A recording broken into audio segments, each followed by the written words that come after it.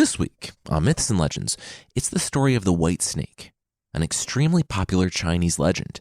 You'll see how one act of kindness can echo down through the centuries, and that you probably shouldn't date animals.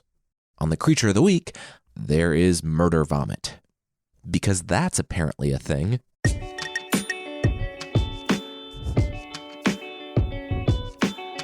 This is Myths and Legends, episode 164A. Here I go again. This is a podcast where I tell stories from mythology and folklore. Some are incredibly popular stories you think you know, but with surprising origins. Others are stories that might be new to you, but are definitely worth a listen. Without giving too much away, today's story is set in China, in the 12th century, and it's considered one of China's 4 great folktales. We're not going to start in the 12th century today, though, but in the 6th century BC, where a beggar, who's just trying to make a buck, is going to use a snake gallbladder to do so.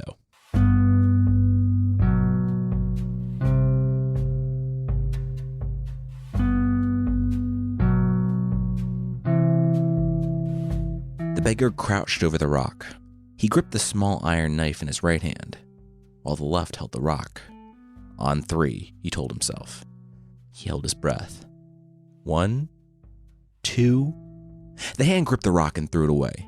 Beneath, a tiny white snake was momentarily stunned by the light. The beggar's hand shot down and caught the snake just behind the head, pinching it. It writhed in his hands and tried to bite at him with its tiny jaws, but he had it. He smiled. Back at his small camp just off the road, he pinned the little snake down in the dirt, putting a thumb to its throat to hold it, while he carefully went in with the knife. "What are you doing there?" the beggar heard. And the man sighed and pulled his knife away from the writhing reptile, looking to see Lu Tai, a local timber merchant who had been passing by.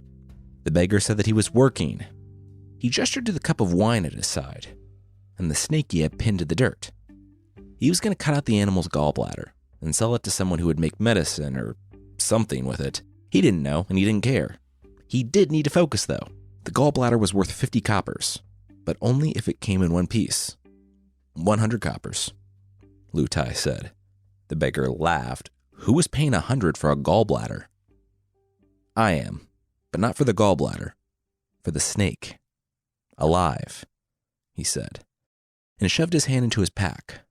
The small bag of coppers kicked up dust when it landed next to the pinned, tiny snake.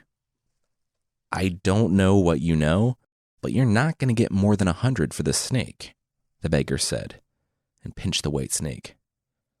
The merchant produced another bag that was soon occupied by the scared, squirming form of the little snake. Who said I was trying to? The merchant replied with a wink. He thanked the beggar for his business and walked back off the way he came. He broke off from the road, and he found a small trail going off into the forest. And he broke off from the trail when he came to a stream. He followed the stream until he came to a cave. And there, with a glance up and down the river, he unlooped the strings on the little bag. He reached in and pinched the snake behind her head. You'll be safe here. Be good, little one, he said to the snake with a smile, and then rolled his eyes. He was talking to a snake. He let the little white snake down, and then stood, expecting it to slither off to safety in the darkness of the cave. But it didn't. It sat up and just looked at the timber merchant. Lu Tai cocked his head. If he didn't know better, it was almost like the snake looked grateful. He laughed it off as he turned and left the cave. That was ridiculous, of course. It was just a snake.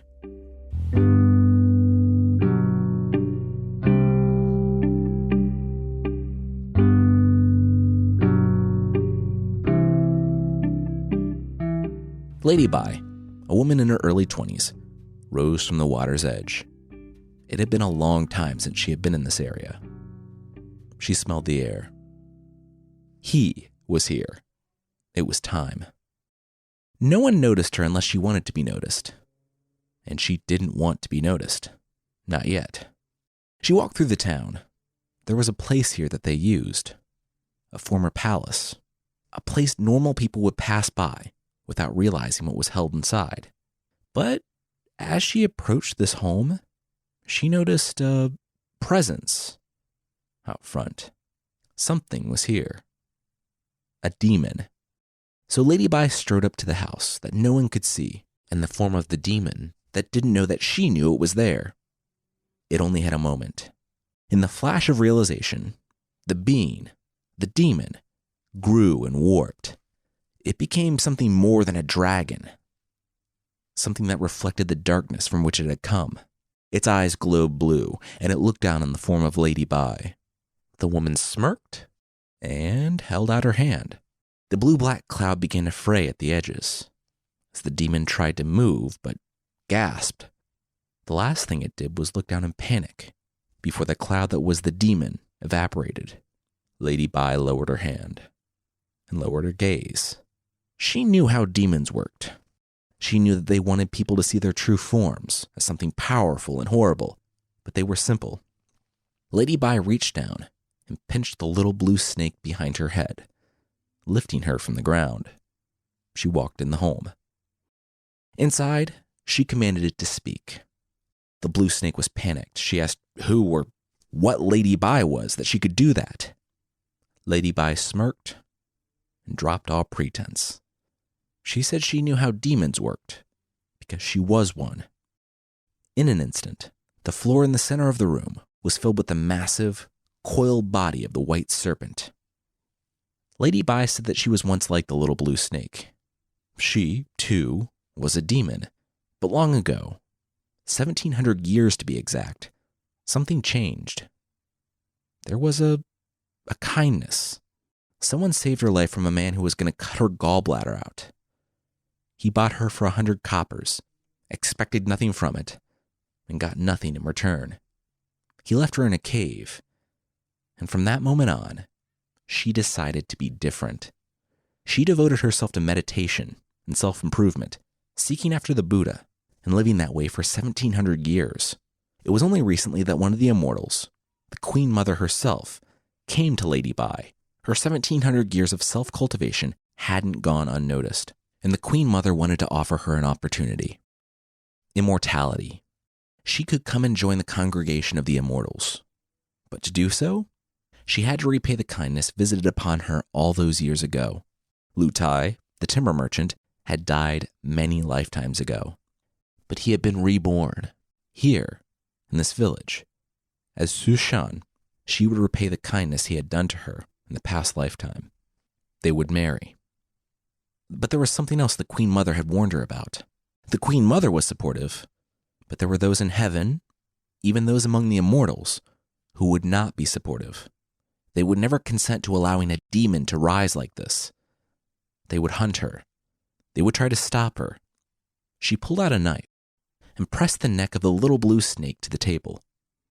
So, now she had a question. Who was the little blue snake? The snake said she wasn't with the immortals. She wasn't trying to stop the white snake. She was like Lady Bi had been all those years ago, only trying to find a safe place to sleep for the night. Lady Bi brought the knife up and then put it away. She said that when painting a dragon or a tiger, you cannot paint their heart. When you know a person, you know their face, not their karma. She let the snake go.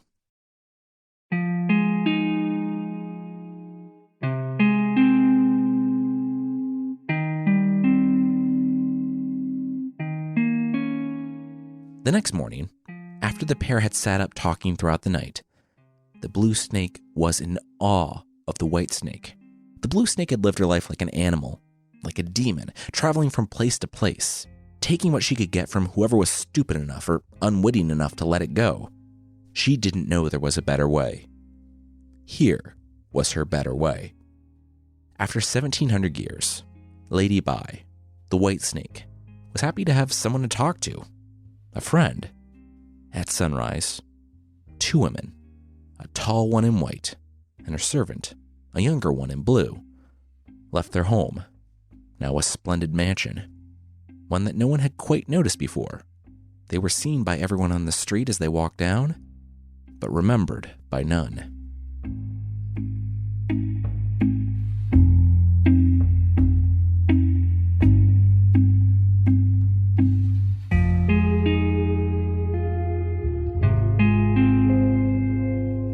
Sushian rested his hands on the graves. It had been a long time, but it would never be long enough. He took his broom and swept away the dirt and the leaves and set a small offering down. His part to honor his parents for the festival. He said goodbye. Same time next week. As he walked back to the boat to cross the river, he felt a few drops and opened his umbrella. It hadn't been an easy few years, but he had landed on his feet. After his parents died, he and his sister had been orphans, but they had scraped by. She had married a high-ranking policeman who got his new brother-in-law a job as a pharmacy clerk. It wasn't much, but for the first time since he was a child, he wasn't only surviving. When he arrived at the riverbank, the rain was coming down, and he saw his bride waiting. Just then, he heard the yells and the laughter. Running in the rain were two women, a taller one in white and a younger one in blue. They rushed over to Sushan's waiting boat and said that the Lord of Heaven had sent down a heavy rain. Could they hire him? The man shrugged and gestured to Sushan. Sorry, he was already hired. Sushan noticed the women, who were soaked and stranded, and he smiled. Where do you need to go?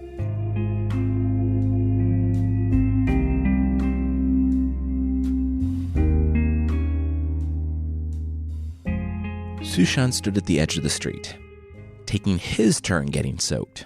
He had talked with the enchanting woman in white the whole way across the river, and, of course, given her and her friend the umbrella. Now, it was time to part ways. He had to get to work. But Double T Lane, where they said they lived, was still a ways off. He told them to keep the umbrella, but Blue, the younger one, the servant, shook her head. That wouldn't do. He had to work today, but he could come get it tomorrow? Sushan smiled and looked at Lady Bai, who, despite the rain, looked stunning. Sure, why not? At evening the following day, Lady Bai greeted him at the door, looking even more beautiful than she had the day before. It wasn't a house, it was a mansion, and after she invited him in, she offered him the most expensive wine he had ever seen. But the humble pharmacy clerk, Sushan, knew that he wasn't punching his weight here. She was so high above him, he knew where he belonged, and nothing was going to happen here. The previous day, she had talked about how her father had served the emperor himself. He had died, leaving her his massive largesse and the mansion on Double T Lane. What did a man like Sushan have to offer a woman like that? Blue poured the wine, though, and Lady Bai insisted. It was the least they could do for the kindness he had showed them the previous day. 1 cup, and they would let him go. 4 cups later, Sushan scooted closer to Lady Bai. It might be the wine, but they were getting along really well. He didn't think he was misreading the situation either. And that was confirmed when Lady Bai looked at Blue and nodded. Blue took off her servant hat and put on her wingwoman hat when she very subtly asked Sushan if he had taken a Maine wife yet. The wine almost came out of Sushan's nose. Wow, okay. She was just going to come out and say it. No, he hadn't taken a Maine wife yet. He hadn't taken any wife. His parents had lived and died in poverty, and he was slowly clawing his way out of it.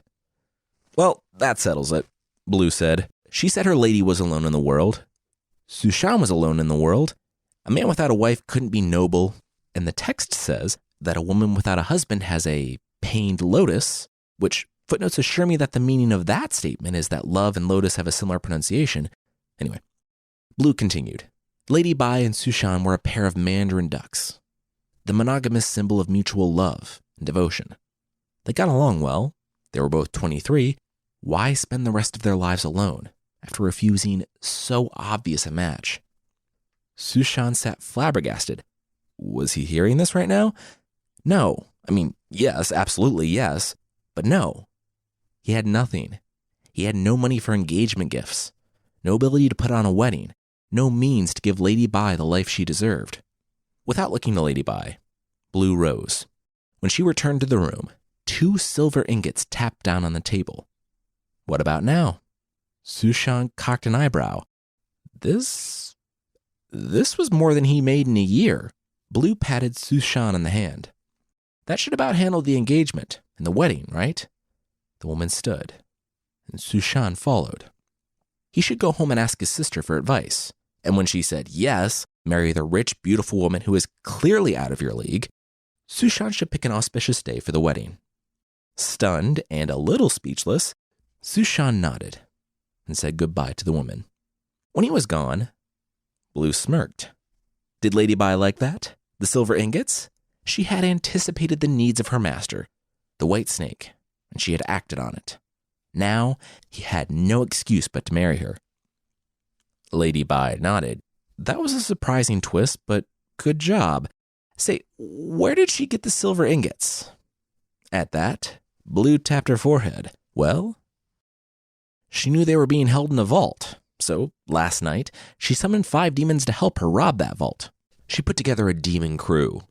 There were a lot of convoluted plans, a lot of jazz playing in the background, but all in all, pretty solid heist. She had 18 more silver ingots sitting in the back room. Lady Bai sighed.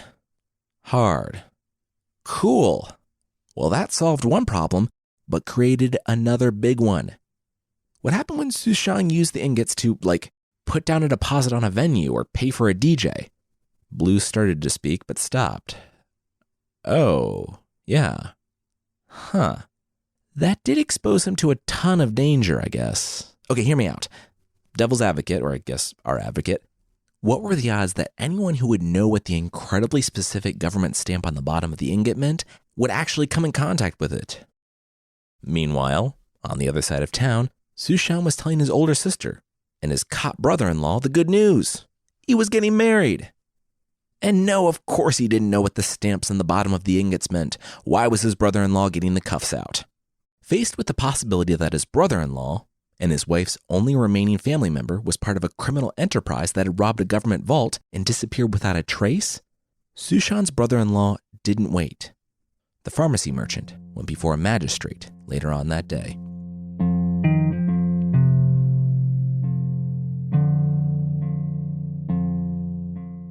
We'll see what happens when Xu Xiang accidentally turns himself in for committing the worst heist in the area's history, but that will be right after this. All right, now back to the show.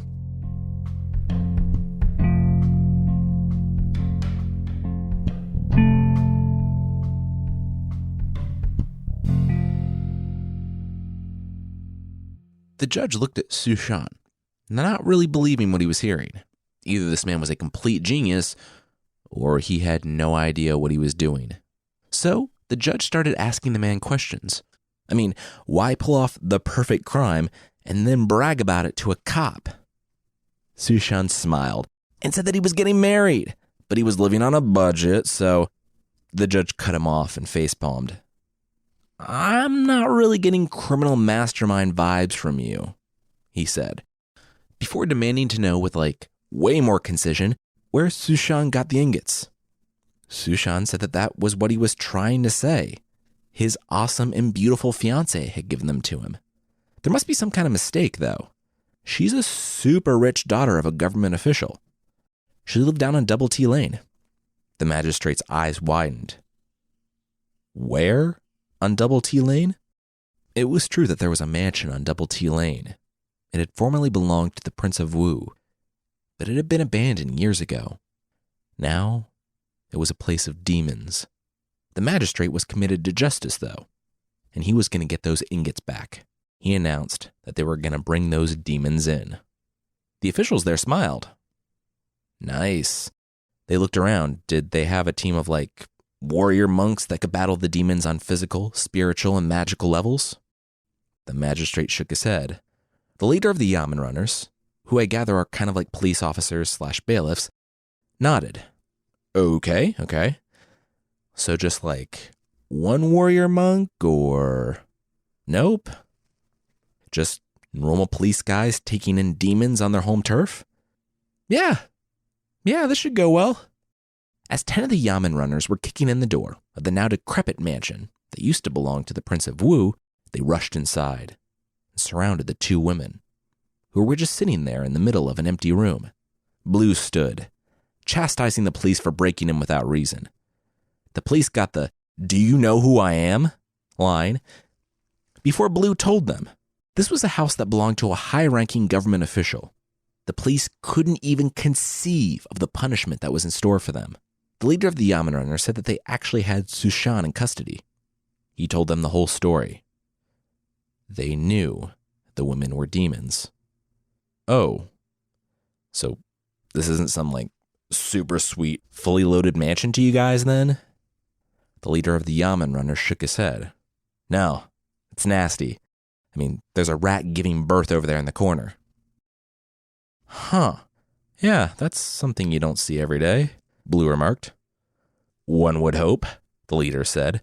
Now if the demons would be so kind, they were under arrest for robbery. Blue shrugged. Gonna agree to disagree on that one. And, as a counterpoint, Bai. In a flash, both Blue and Lady Bai disappeared, leaving the 10 Yamen runners alone in the mansion. The leader breathed for the first time in 10 minutes, grateful that they were gone. He had no idea how he was supposed to bring in 2 demons, and them disappearing was pretty much the best case scenario.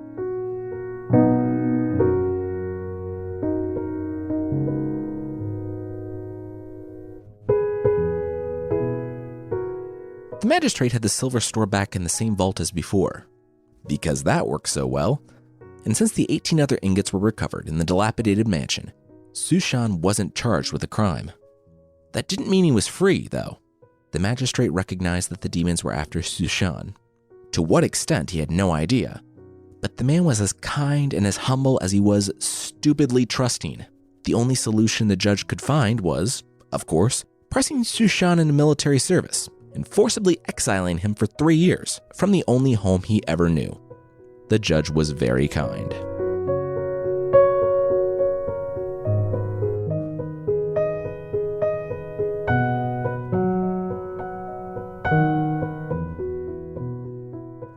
One year later, Sushan was arriving at work. His boss at the pharmacy knew another boss at another pharmacy in Suzhou, his new city. So with a letter of recommendation, Sushan got basically the same job, under a man known only as the Millionaire. Presumably this was before he and his wife took that 3-hour tour. Yeah, myths and legends. Come for the world folklore, stay for those fresh Gilligan's Island references. Sushan got all set up, and even though he had basically copy-pasted his life into a new city, he was happy. Then his boss, the Millionaire, called him into the back office. Sushan screamed when he saw them. Lady Bai and Blue were sitting, having tea with the Millionaire. He screamed that these women, that they were demons. He said he knew Sushan's story, and that was his first thought as well. But these ladies, they were really good looking. Demons couldn't be beautiful. Vis-a-vis, these weren't demons. I mean, it wasn't like demons were known for their ability to deceive. Lady Bai rose. She said that if Sushan was going to continue thinking that she was a demon, they would just have to meet up in the next life. He stopped her. Okay, if she wasn't a demon, what happened with the silver? She said that that was an honest mistake. Her father, who had been a real government official and not some random ball python, had always used government funds to temporarily cover his personal expenditures. Which, yeah, that seems like a very quick way to lose your job. Anyway, she repaid the government with interest, and it was all good. The magistrate concocted some story about them disappearing to cover his tracks, and sent the only witness far away. Sushan looked at the ground. They weren't demons, then? Lady Bai shook her head. Nope. So, did she still want to get married?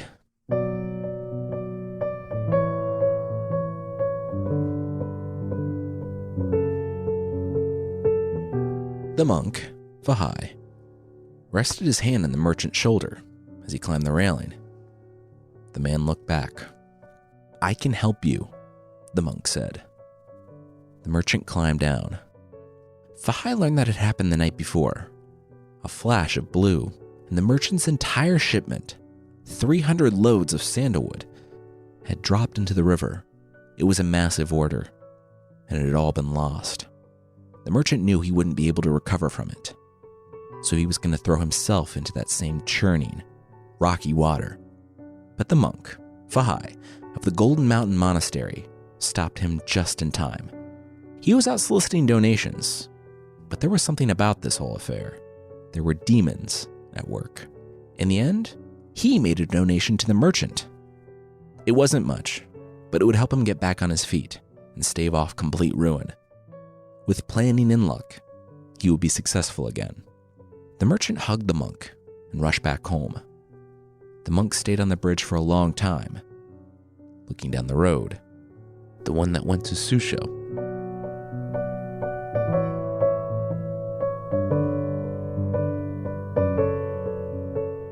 The pharmacy wasn't his first stop, but he made it there eventually.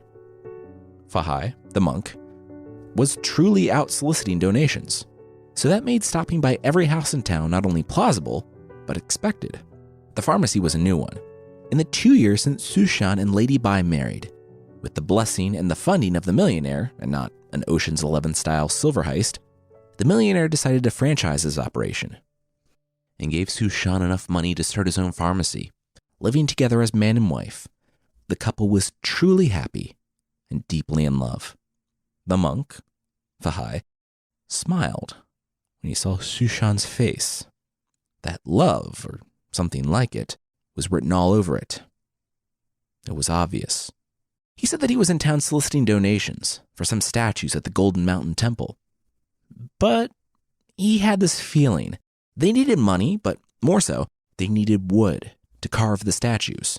Did the pharmacist happen to know where the monk could find, 300 loads of sandalwood? Sushan's face lit up.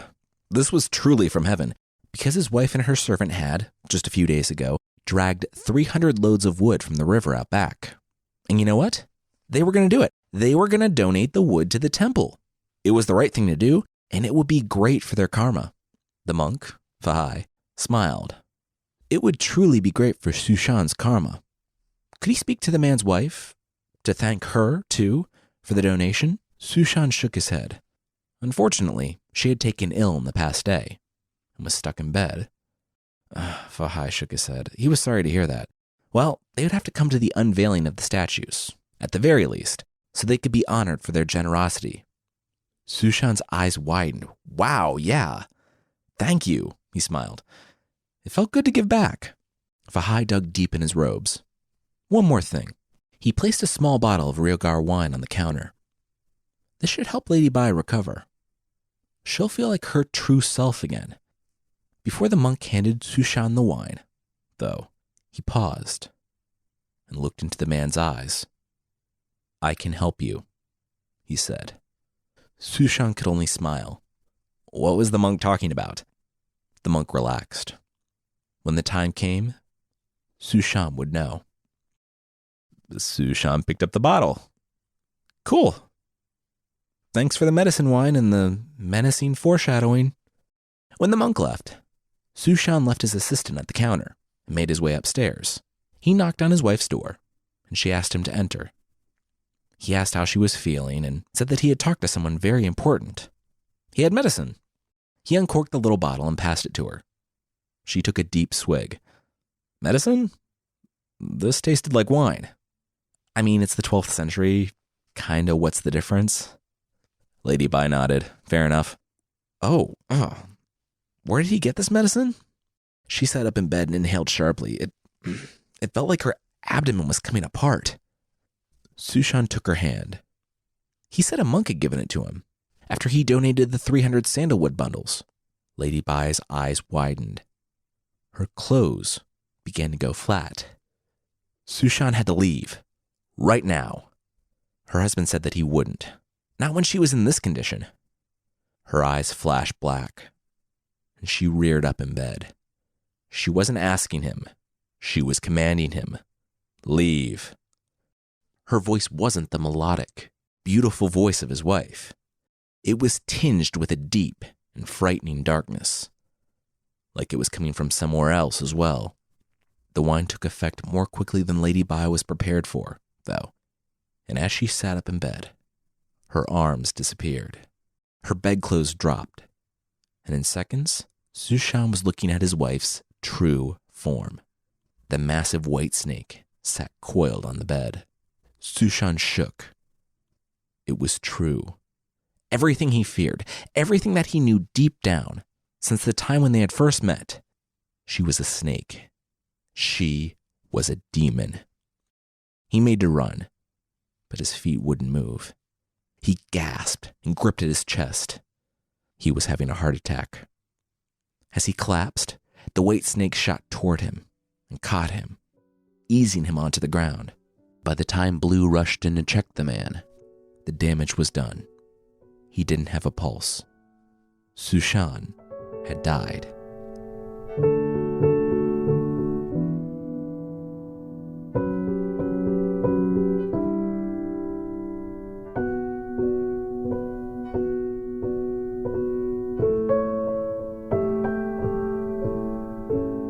Next week, we'll pick back up with the monk, Fahai, on his relentless quest to bring down Lady Bai.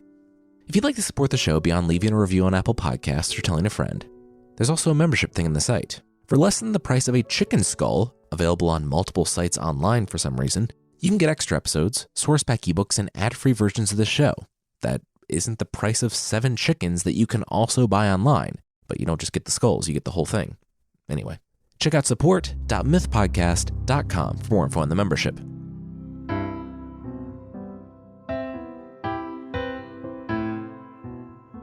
The creature this week is the Rakshasa from India. The Rakshasas were created by Brahma, the Hindu creator god, to guard the elixir of immortality, and it's a pretty important job. Can't have just anyone becoming immortal. And a tiger-human hybrid with 5 legs and body covered in blood is a pretty solid deterrent. There is just one problem, though. The Rakshasas get time off. Maybe they have a pretty good union, I don't know. So when they're not protecting the elixir of immortality, they'll clock out and head back to the treetops where they live. Their lazy Saturday consists of crashing a funeral or two by wandering through cemeteries, being a 5-legged, blood-covered tigra. Then, it's time for a snack. That's when the males and females split up. The male Rakshas's favorite foods are infants and pregnant women, which, we get it, you're evil. When a pregnant woman, or a person with a baby, is walking under a tree, they now have something new to worry about. Murder vomit. The male Rakshasa will spew his vomit down on the unsuspecting traveler, killing them instantly. I don't know the mechanism by which murder vomit claims its victims, and I'm pretty cool not knowing it. The female Rakshasa has a much more conventional female monster way of hunting. She'll just shapeshift into a beautiful-looking human woman and lure men into the forest, draining them of their blood. If you're listening to this and thinking, I'd like to make a Rakshasa of my very own, well, first, you're in need of some very serious help. But, oddly enough, there is a way. There's a belief that if a child can be convinced to eat human brains, then they will transform into the creature. I would say good luck, but I don't wish you good luck on this. It's horrifying in every way. But really, I had a hard time getting my kid to eat vegetables, so, human brains might be a hard sell. If you want to kill the Rakshasa, and I would recommend it because really, the less murder vomit in the world, the better, an exorcism should do the trick. If you don't have access to quick exorcisms and want to trap a blood-soaked tiger, prolonged exposure to direct sunlight should kill them. And if you're really in a pinch, you can just burn them down to ash, which will probably get rid of a good number of mythological creatures.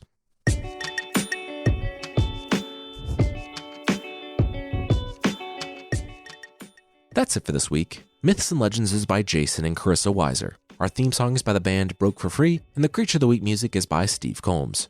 There are links to even more music in the show notes, and I want to say thanks again to SimpliSafe for sponsoring us this week. If you've been thinking about your home security, there is no better time to get it than right now. Starting this week, SimpliSafe Home Security is giving our listeners exclusive deals for Black Friday. SimpliSafe almost never has a deal like this. This is already the best value in home security.